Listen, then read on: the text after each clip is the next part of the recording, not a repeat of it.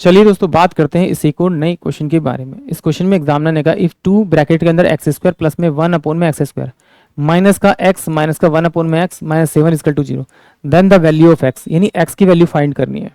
तो इस क्वेश्चन करने के दो तरीके, एक तरीका तो यह है कि आप इसको डिटेल सोल्व कर दीजिए या फिर इसकी वैल्यू को कुछ मान लीजिए, मान करके इसकी वैल्यू आ जाएगी और सॉल्व कर दीजिए। दूसरा एक स्मार्ट तरीका यह है कि आपको ये देखना है कि एग्जामिनर ने क्वेश्चन में क्या मांगा है, x की वैल्यू मांगी है तो ये ऑप्शन में x की वैल्यू होगी।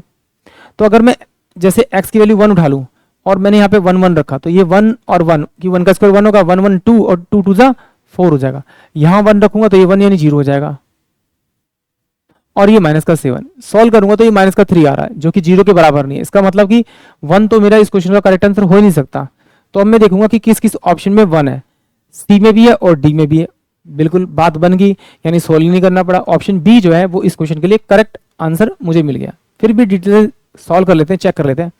मैं इसको मान लेता हूँ x माइनस का 1 अपॉन में x इक्वल टू में आपका p मान लेता हूँ। तो x का स्क्वायर प्लस में 1 अपॉन में x का स्क्वायर इक्वल टू क्या हो जाएगा, इस p का स्क्वायर कर दीजिए, p स्क्वायर।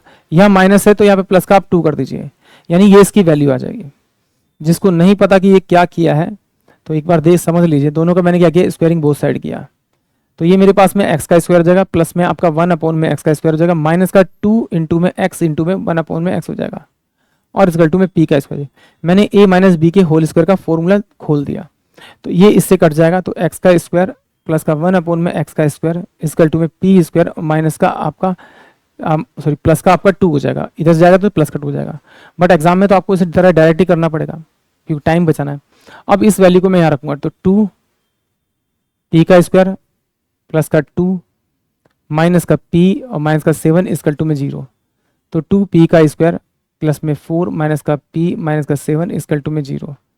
तो 2p का स्क्वायर माइनस का p और माइनस का 3 इक्वल टू में 0 हो जाएगा। सेम फैक्टर तोड़ेंगे तो 3 दूनी 6 तो 2p का स्क्वायर प्लस में 2p माइनस का 3p माइनस का 3 इक्वल टू में 0।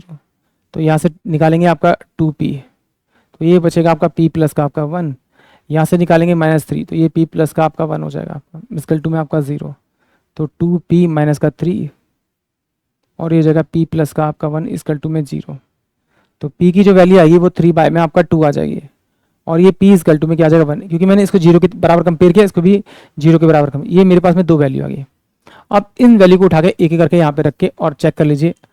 तो मैंने देखा कि मेरे पास में x माइनस का 1 अपॉन में x इक्वल टू में कितना रखा था आपका 3 बाय में आपका 2 दे रखा है। ये मेरे पास में इसकी वैल्यू आई, ये पॉजिटिव में आई थी और ये मेरे पास में नेगेटिव में आई थी, क्योंकि p प्लस का 1 इक्वल टू 0 तो 1 जाएगा तो नेगेटिव का हो जाएगा। फिर मैंने क्या किया, इसका एलसीएम लिया तो ये मेरे पास क्या हो जाएगा x का स्क्वायर माइनस का आपका कितना हो जाएगा आपका 1 अपॉन में x इक्वल टू में 3/2 क्रॉस मल्टीप्लाई कर देते 2x का स्क्वायर माइनस का 2 इक्वल टू में कितना हो जाएगा आपका 3x। 2x का स्क्वायर माइनस का 3x और माइनस का 2 इक्वल टू में 0।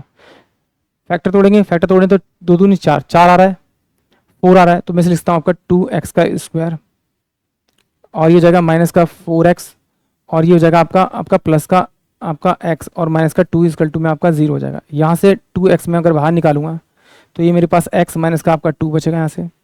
यहाँ से अगर मैं प्लस का 1 बाहर निकालूंगा तो ये x माइनस का 2 मेरे पास है, ये बचेगा इक्वल टू 0। तो 2x प्लस का 1 एक वैल्यू आ रही मेरे पास में और x माइनस का 2 एक वैल्यू आ रही मेरे पास। दोनों को सॉल्व करेंगे तो एक x इक्वल टू कितना आएगा माइनस का 1 बाय में 2 और दूसरा आएगा x इक्वल टू में कितना आ जाएगा आपका 2 आ जाएगा।